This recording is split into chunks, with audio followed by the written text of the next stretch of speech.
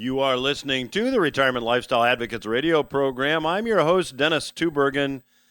Glad you decided to listen in today. Hey, if you're a new listener, this is where we talk about what's going on in the economy. We go back and look at different times historically that the economy has looked the way it does presently, and we attempt to connect the dots to tell you what it means for you and your dreams of a comfortable, stress-free retirement. Now, that said, I do have available a July special report. Longtime listeners will know that each month we do publish a special report. The July report is titled 5 Investing Myths and Mistakes and How to Potentially Avoid Them.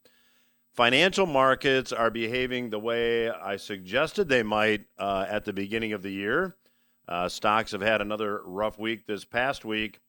And this report will investigate the mistakes and myths that I believe many people make in a market environment like this. Now, if you'd like to get your copy of this report, again titled 5 Investing Myths and Mistakes and How to Potentially Avoid Them, all you need to do is visit the website, requestyourreport.com. When you go to that website, let us know where to mail the report. You'll get the report as well as some bonus information. So again, the July special report, 5 Investing Myths and Mistakes and How to Potentially Avoid Them, is available by visiting the website, requestyourreport.com.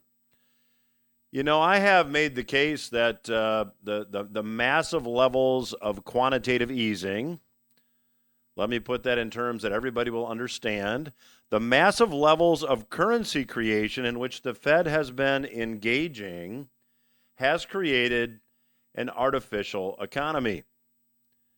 Now, Ben Hunt on Twitter on July the 6th, just a couple days after the holiday, posted some very interesting data that really confirms, in my mind, that we are now in an artificial economy. We are now experiencing what I would call an everything bubble.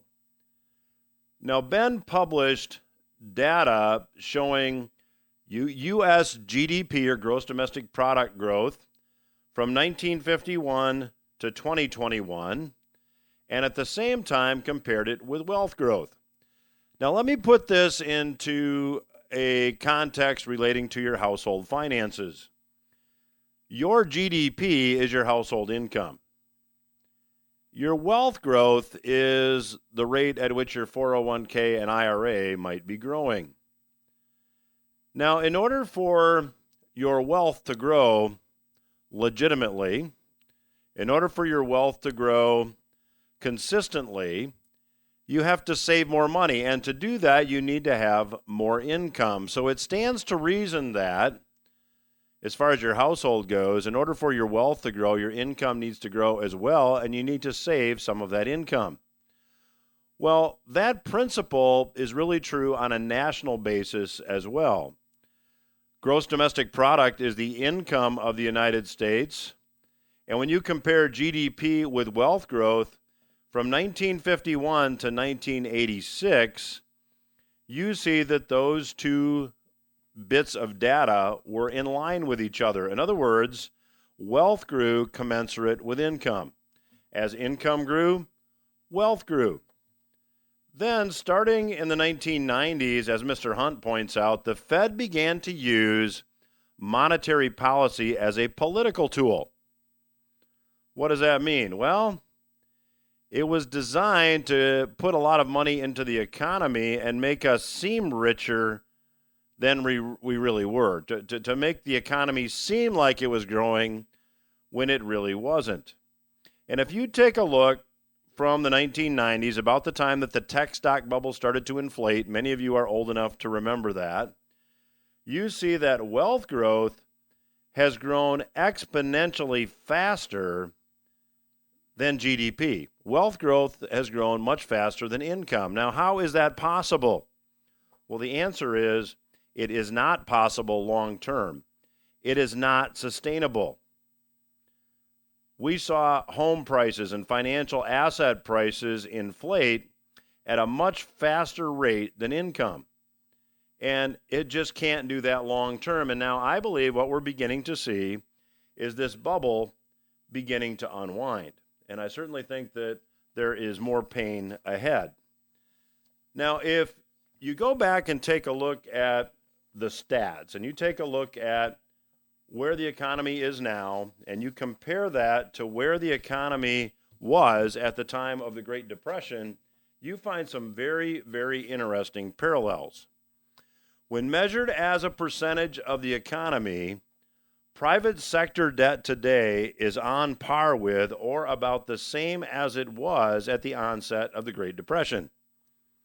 There's about $2.40 in debt in the private sector for every dollar the economy is producing. So that particular data point looks now almost exactly like it looked in 1929, but there is one very important disparity here. There's one important difference, and that is the level of U.S. government debt that exists. U.S. government debt is far more out of control today than it was in the late 1920s. In 1929, U.S. government debt was about 16% of the economy. Today, U.S. government debt is about 130% of the economy. To make a long story short, in 1929, the federal government wasn't broke. So that means the outcome that we may see today might be worse than it was in the 1930s. And if you're just joining me, it's for that reason that I'm offering the July special report, 5 Investing Myths and Mistakes and How to Potentially Avoid Them. All you need to do to get your copy of the report is visit the website, requestyourreport.com, and I'll be very glad to send a copy out to you. Now, a former guest here on this program, Ron Paul, who is also a former presidential candidate, had this to say during an interview on American Agenda almost 2 weeks ago. During the interview, Dr. Paul warned that the country was worse off now than it had been at some of the most challenging economic times in its history, including the Great Depression of the 1930s. Dr. Paul said the cause of this is the policy of inflating the currency supply. Dr. Paul said this, and I quote, "The founders understood exactly what we're talking about. They had the runaway inflation with the continental dollar, so they put in the Constitution that only gold and silver could be legal tender." And yes, that is in the Constitution. Paul said if we had followed that, we wouldn't have had the welfare warfare state with these huge deficits. And what we're facing, because I think what we're facing today is a lot worse than what we've had in the past, whether it was the Depression or whether it was the downturns we've had in recent years. Paul said, I think the bubble is bigger. I think the debt is bigger. The demands are bigger, and the people are way overconfident even though they're getting worried. Way overconfident that you can take your debt at $10 trillion and in a few years switch it to $30 trillion and nothing changes. I would argue, however, things are now changing and changing quickly. Debt is a drag on the economy. That is now becoming very apparent. One of my favorite commentators on this topic, a gentleman by the name of Matthew Piepenburg, wrote a piece on this last week. He said this: what the U.S. in particular and the West in general are failing to confess is that today's so-called developed economies are, in actual fact, more like yesterday's debt-straddled emerging market economies, and like a real banana republic, the only option ahead for our clueless elites is inflationary. Now, I have commented that I believe the Fed is in a very difficult position here. Option number one that the Fed has is to continue tightening, continue raising interest rates, continue to slow the rate of currency creation in order to attempt to get inflation under control. That will lead to a collapse in financial asset prices, and we are seeing, I believe, the beginning of that now. Stocks are down significantly year to date. I expect that there is more downside here, although it's important to remember markets never go straight up or straight down. We talk about that in the July special report. you're just joining me, you can get a copy of that report by visiting requestyourreport.com, and I'll be glad to send you a copy of the report titled 5 Investing Myths and Mistakes and How to Potentially Avoid Them.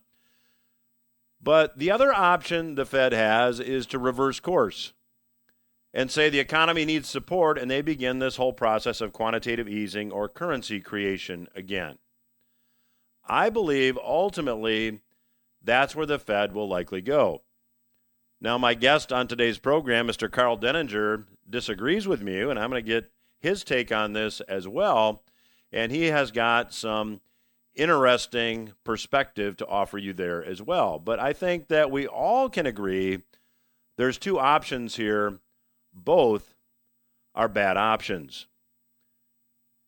Piepenburg puts it this way. He said, I've often cryptically joked that listening to investors, mainstream financial pundits, or downstream politicians debating about near-term asset class direction is like listening to first-class passengers on the Titanic debating about the dessert choices on the menu rather than the debt iceberg off their bow. The real issues are right in front of us, and yet many are ignoring them. So to that end, I invite you once again to get the special report for July. Visit requestyourreport.com, and we'll be glad to send it out to you. I'll be back after these words with my special guest, Mr. Karl Denninger. Welcome back to RLA Radio. My guest once again on today's program, back by popular demand, Mr. Karl Denninger. Karl is a prolific commentator. You can read his work at market-ticker.org. And on the landing page on the right-hand side, there is a link labeled "Click for what the media does not want published." I'd encourage you to check that out as well. And Karl, welcome back to the program. Well, thank you for having me. So, Karl, before we actually started recording today's conversation, we were talking a bit about a topic that really is on everybody's minds if you're putting fuel in your car, and that is energy.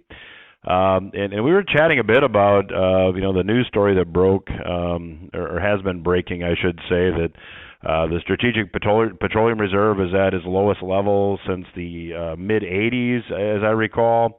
And there's actually oil being sold now overseas despite the high prices here at home. Can you comment? Well, sure. There's a lot of there's some interesting stuff that's come out on that. There was an article recently that essentially made the assertion that the SPR and what Biden has authorized will be depleted. This turns out their math was wrong, so it's not quite true. No shortage of disinformation, yeah. Well, I don't think that was intentional. That was just somebody got the math wrong, and I cited it, and then I went back and actually did a strikeout on the original article and updated it and left the edit where it was visible for anybody that wants to see it, because that sort of a mistake that's an error. That's not somebody trying to play a game with someone. And that should, when that kind of a mistake gets made anywhere in the media, it should be not only corrected, but it should be, the correction should be left where it's easily visible. It shouldn't be relegated to page 6 somewhere. But the big issue here is really that we're seeing this on a global basis with Germany and of course the stuff that's going on between Ukraine and Russia, is that, and the United States is part of it, is this move towards supposedly renewable green energy sources. First problem is they're not actually green. And I could spend 2 hours or 3 hours going through all the stuff with carbon dioxide in the atmosphere and global climate change or whatever have you. But I'll stay away from it simply because I don't want to get deflected off the point. And that is that no matter how you slice it, these renewable energy sources are unreliable.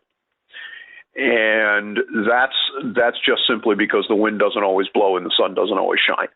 And there's not anything you can do about that. That's outside your area of control.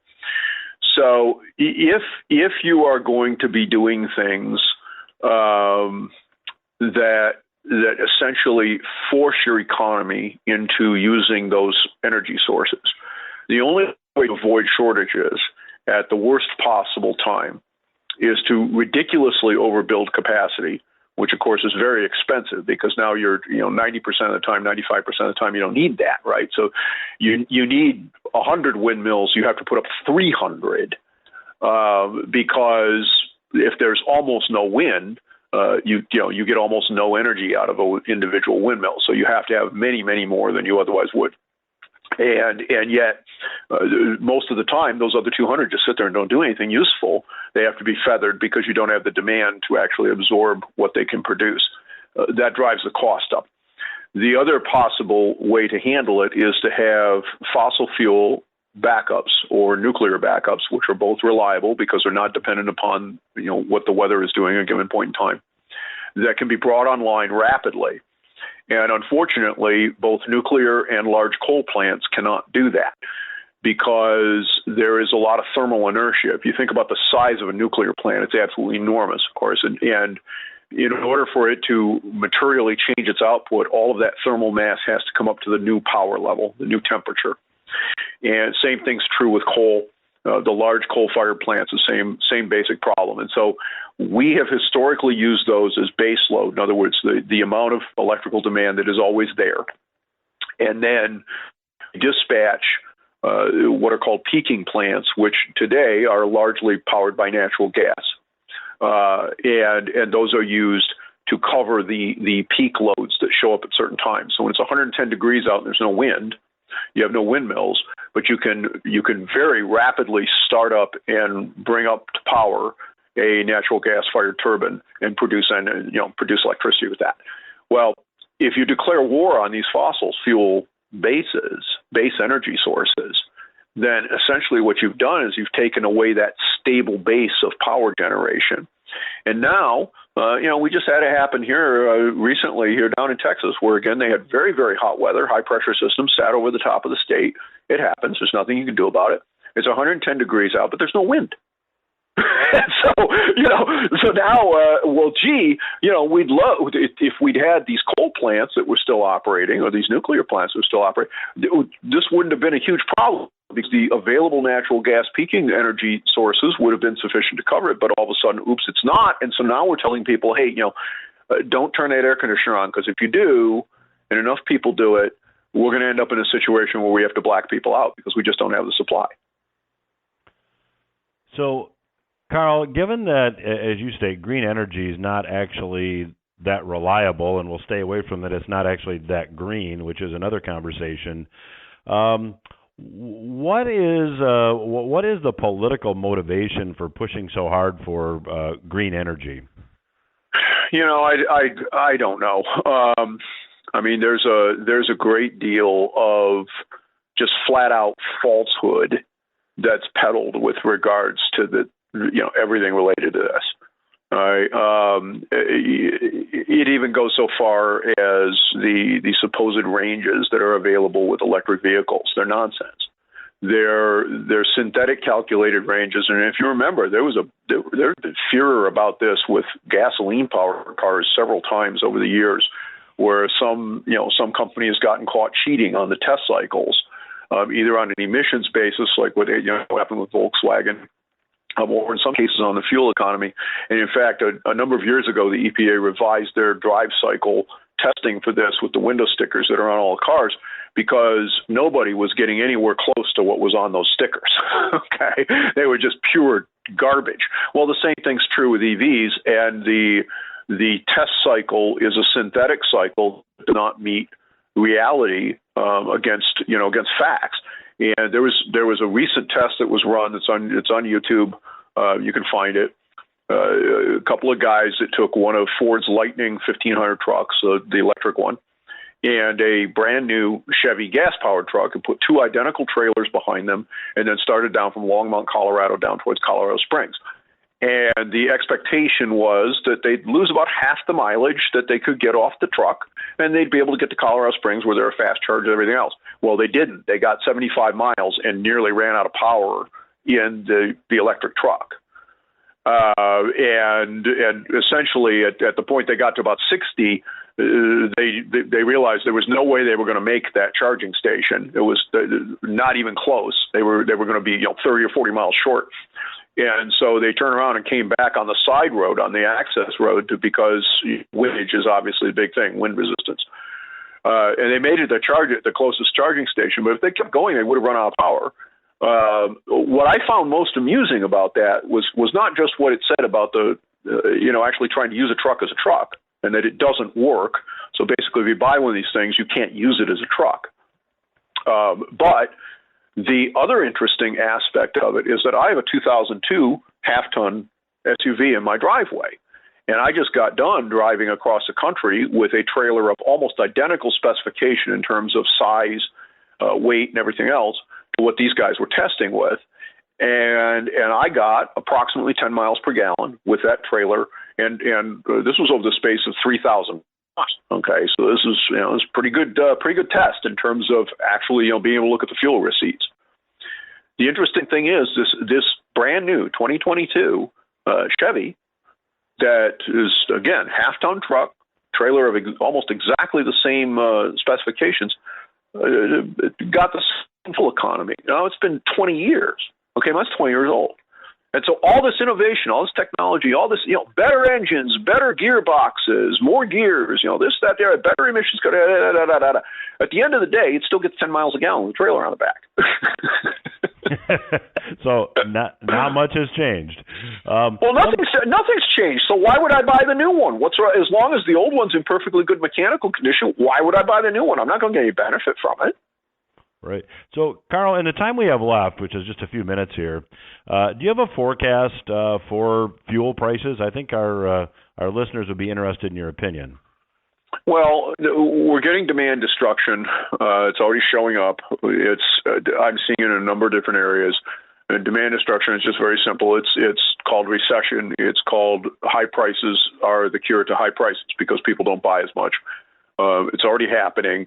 And you're already seeing that start to turn. So, in terms of going back to somewhere reasonably close to where it was a couple of years ago, we are in for a environment that is not going to materially change for a very long time. And the reason is that nobody in their right mind is going to make the investments necessary to expand our energy infrastructure and just maintain it, just do ordinary maintenance.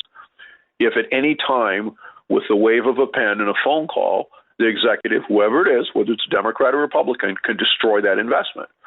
Now, we have a process we're supposed to follow to do this, and that is that these things get debated in Congress, and we have representatives and things like that. And there's a reason that it's supposed to be hard to do this, and you have both the House and the Senate that must concur. We have, over the last 10 years or so, we spent an awful lot of time doing it all through executive policy, which is wildly illegal. It's been ruled illegal twice, specifically with regards to carbon dioxide at the Supreme Court, and yet it is still going on. And until it stops, you're not going to see a solution to this problem. Well, my guest today is Mr. Karl Denninger. His website is market-ticker.org. I would encourage you to check it out. I'll continue my conversation with Karl when RLA Radio returns. Stay with us. Welcome back to RLA Radio. I'm your host, Dennis Tubbergen. I have the pleasure of chatting on today's program once again with returning guest Karl Denninger. Karl is a prolific commentator. I would encourage you to check out his work at market-ticker.org. The website, again, is market-ticker.org. And, Karl, in the last segment, you alluded to the fact that, one of the best cures for high energy prices is lack of demand or perhaps recession. It's been my contention that since the first of the year we have been in recession, and it seems now that some of the numbers coming out may confirm that. What's your view? Well, yeah, I mean, it's the amusing part of recessions is that the NBER, which is the non-governmental agency of businesses that officially declares them when they start and they end, is always 6 months or a year behind, and they retroactively declare them because the data is a little bit behind. Okay, and yet the St. Louis Fed, along with others, track economic activity in real time, so you can look at that and you could see that. The official benchmark is supposedly two quarters of economic contraction, and the second quarter numbers have been tracking negative for the last 3 or 4 months. So I mean, the first quarter was. So there's recession, right? And starting the top essentially was right at the beginning of the year.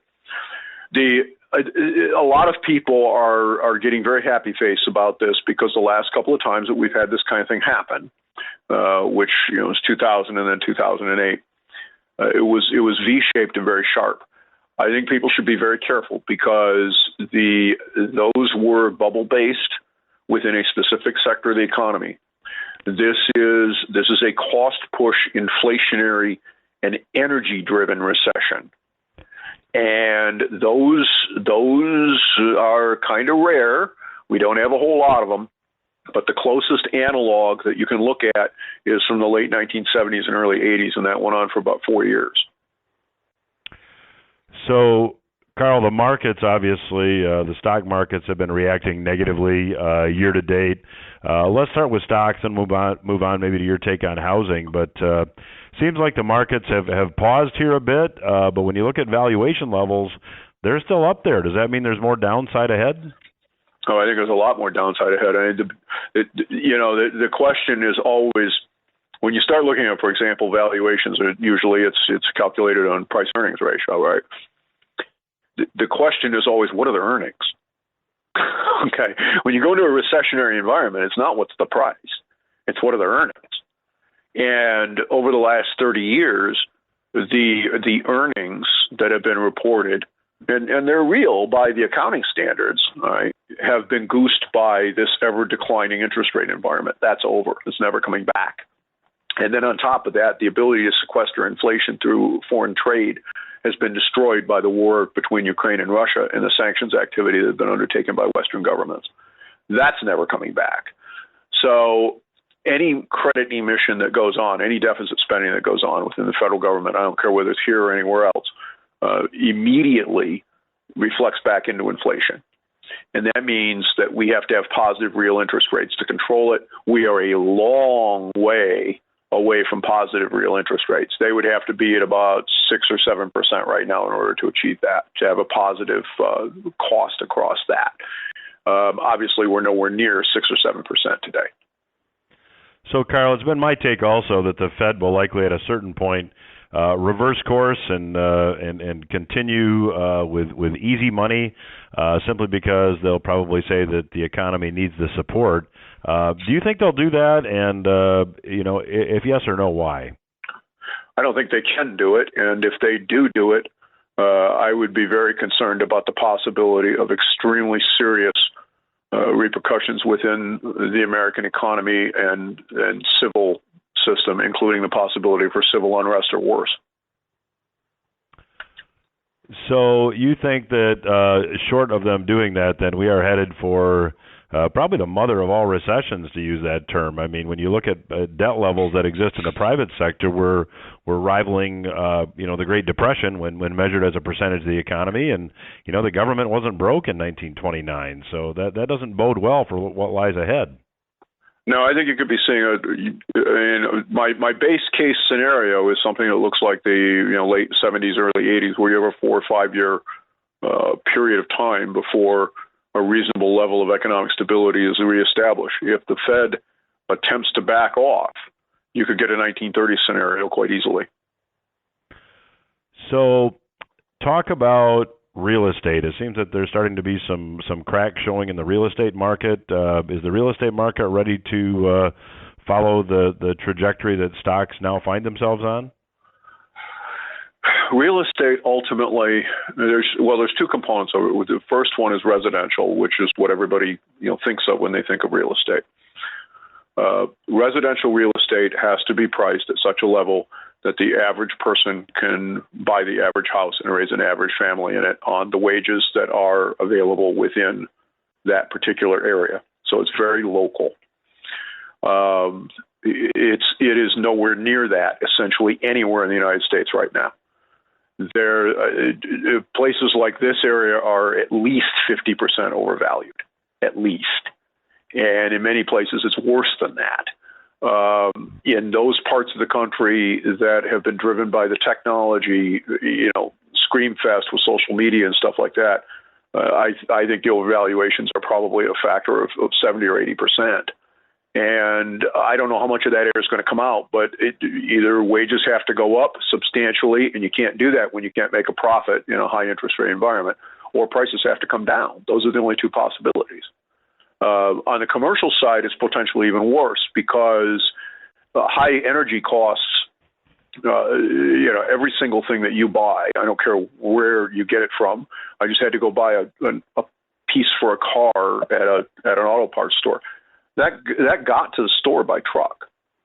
And until the cost of fuel to run that truck comes down, you're not going to see the cost structure within the shipment of goods, and therefore every piece of commercial real estate that depends on that is absolutely overpriced. And where that stabilizes at this point, I don't know. So, Karl, let's talk a bit about, you mentioned wages have to go up to compensate for these higher prices. Comment a bit on the current state of the labor market. Truly something we've never seen before. Yeah, and there's some very interesting things in the internals of that data, the BLS, and I'm not entirely sure. I always have trouble trusting just small samples, especially when there's political interference, and there's absolutely has been in the past. We know this factually. It's not an unbiased source by any stretch of the imagination. But on the other hand, there's only so much of that you can do before you have to correct it. Okay, and then when you correct it, people go, "Oh, wait, where'd that come from?" And so there's plenty of that sort of stuff that's going on in there. But one of the things that I found most interesting was that last month, a huge percentage of the people that are not in the labor force, about 600,000-700,000 people came back into the labor force from the not in labor force numbers, but almost none of them, 6 out of 7, did not find a job. Okay, so what you have is now you have people coming into the workforce that were sitting on the sidelines voluntarily or otherwise, and yet they did not find employment. And then inside the tables was a precipitous drop in the number of college grads that are in the workforce. It was about 700,000 that just disappeared. Now, once you can't lose educational attainment. Okay, so normally what happens is migration. You don't have a high school diploma, you graduate high school, you then go from one bucket to the other. But once you get to bachelor's degree or above, you can't lose a bachelor's degree. So the only way to leave that bucket is to either stop working entirely or to die. Or you could end up in a prison or a nursing home. That also takes you out of the workforce. But short of that, you don't leave that data set. And yet 700,000 people last month did supposedly leave that data set. Now, there's been a lot of talk about the demographic shift over time of the boomers retiring, things like this. But the idea that 8 million people on an annualized basis did this last month, no, that's not the explanation. So this may be something else. This may be the leading edge of some really serious high-level cutbacks within American industry. It could be the effects of certain other things that that nobody wants to talk about, or it could be a data error. But it's something that I'm going to watch very carefully over the next few months. Well, certainly when you have an extreme with employers looking for employees and seemingly no employees to be found, I mean, that's an extreme situation. So it seems that, that would have to correct itself. Could this just be an extreme correction that now we're going the other way? Well, it could. The thing that I've noted, though, over the last 20 years or so is that we've had a barbell economy. Okay, so the people with no high school diplomas and they have jobs. The people with bachelor's and above have jobs, and the trends have both been positive, and the ones in the middle have been less so, or have been outright negative. And so that's been a pattern that has followed with the shift that we've had with a lot of our blue collar labor overseas, and it's not a new thing. It's been going on for 2 decades. That's one of the reasons it's probably second or third thing I look at in that report every first Friday when it comes out. And this is a change. Now, whether or not this is, a durable change, I mean, last year there was a apparent loss of non-institutional population. In terms of the acceleration that has been going on for the last 2 decades suddenly stopped in reverse. That ended up being revised out in this last January. So that you see something in the data doesn't necessarily mean it's real. But it's something that sends up red flags, especially when you have recessionary winds blowing to begin with. And then all of a sudden you've got this coming. You have, the rumors of Zuckerberg over at Meta, Facebook, sending out a memo basically saying, I'm going to find all the dead wood in the company and I'm going to cut it. How much of that's already going on? Right. Well, the clock says, Carl, we're going to have to leave it there. My guest today has been Mr. Karl Denninger. His website is market-ticker.org. I would also encourage you to check out the link on the first page labeled "Click for what the media does not want published." There's some terrific content there as well.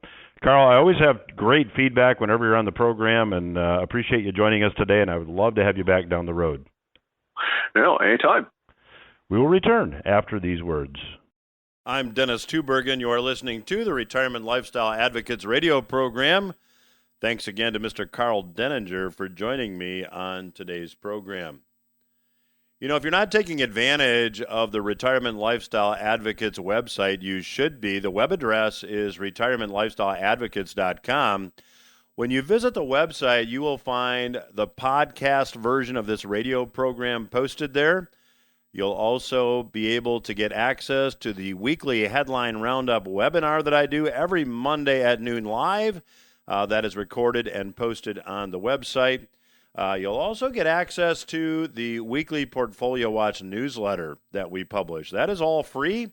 It's all available at the Retirement Lifestyle Advocates website at retirementlifestyleadvocates.com.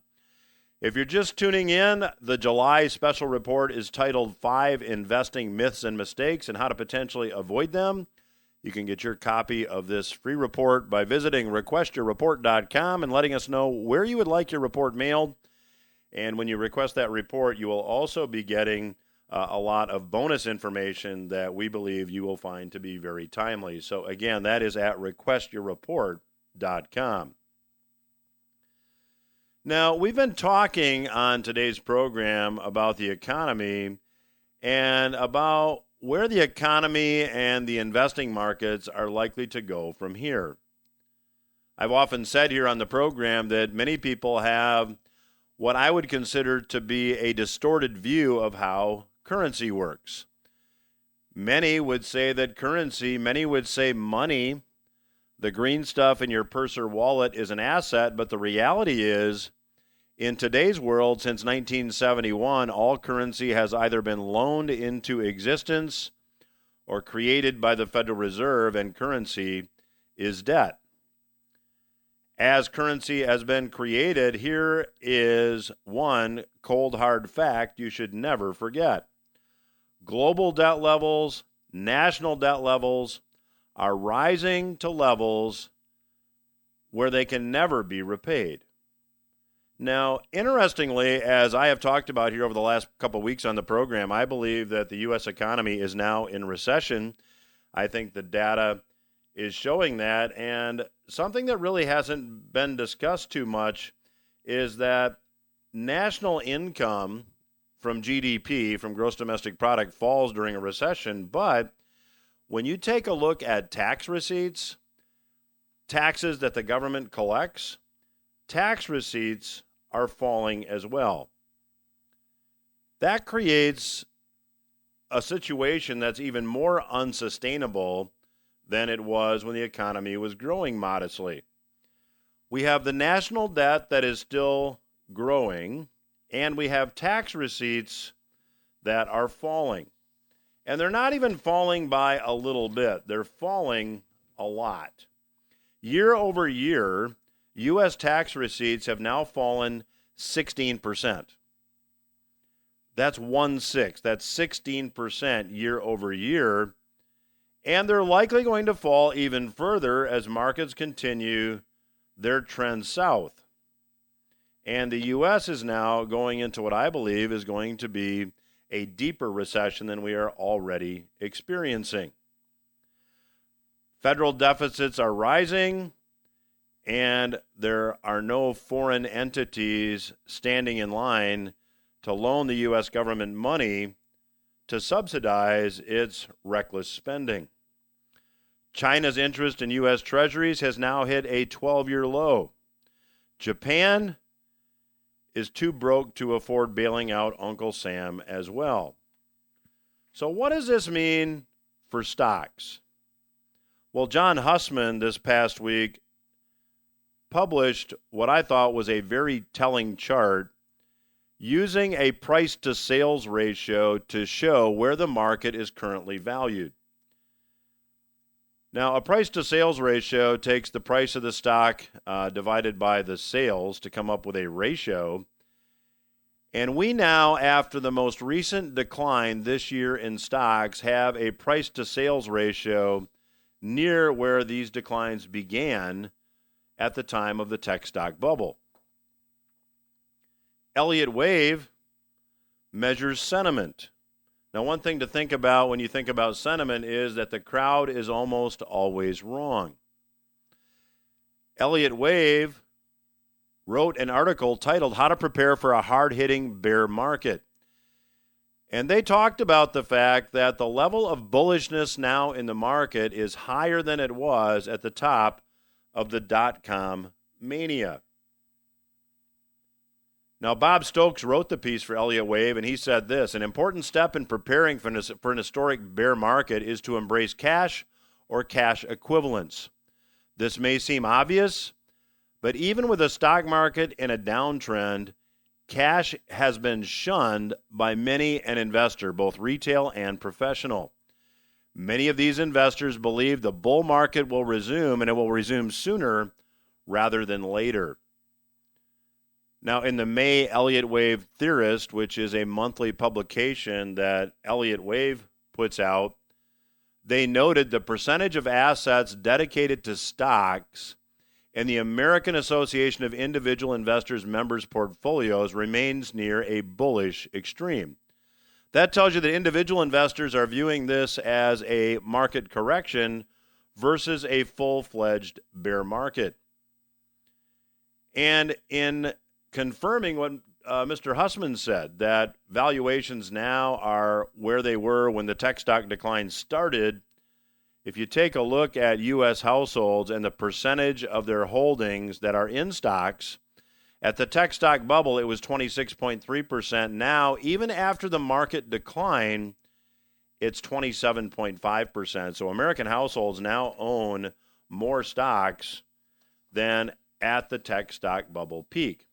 That tells you that there's likely more downside here, given that the crowd is almost always wrong.